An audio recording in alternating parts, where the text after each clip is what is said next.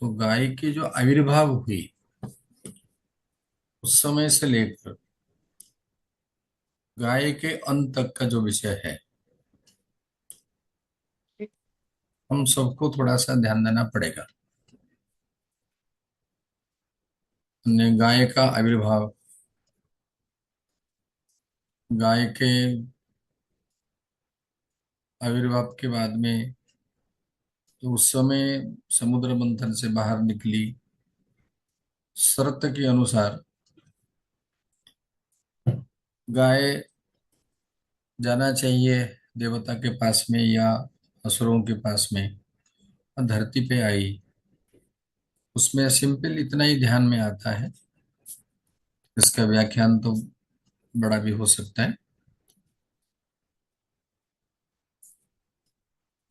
तो उसमें ये ध्यान में आया कि गाय जो धरती पे आई ये स्वाभाविक के हिसाब से सृष्टि की रक्षा के लिए आई।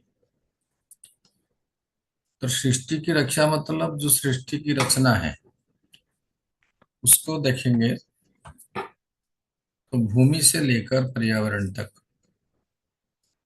पेड़ पौधे पौधे से लेकर पशु पक्षी तक, पशु पक्षी से लेकर मनुष्य तक, ये जो संपूर्ण रचना है, तो इसके अंदर में गाय का आवश्यकता बहुत है। मनुष्य के जीवन में भी गाय की पंचगव्य उसकी आवश्यकता बहुत है, इसलिए गाय का पालन करना चाहिए। और जो उस दधीची की हड्डी लेना है वो टूटना नहीं चाहिए।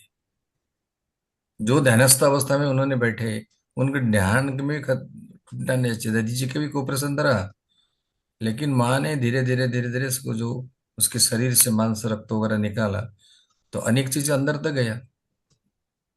तो सुरभि के अंदर में मनुष्य रक्त मनुष्य मांस जाने के बाद में तो गाय का भी शक्ति कम होती है। कल्याण के लिए, तीन लोगों का रक्षा के लिए उन्होंने ये काम किया।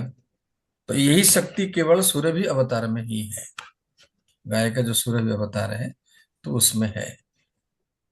जगत कल्याण के विषय जब हम कहते हैं, ऐसी जो कहानियां हैं तो ये है। तो हड्डी के अंदर में जीवनी शक्ति कम नहीं हुई। अगर उनको मार देते तो खत्म हो जाते सारा विषय। शरीर के अंदर के तत्व में डिस्टर्बेंस हो जाती है मृत्यु होने के बाद। लेकिन वही जो शक्ति थी उनके तप शक्ति के कारण, वही शक्ति आखिर तक रही, जिस कारण से शस्त्र बना, उसका नाम वज्र बना।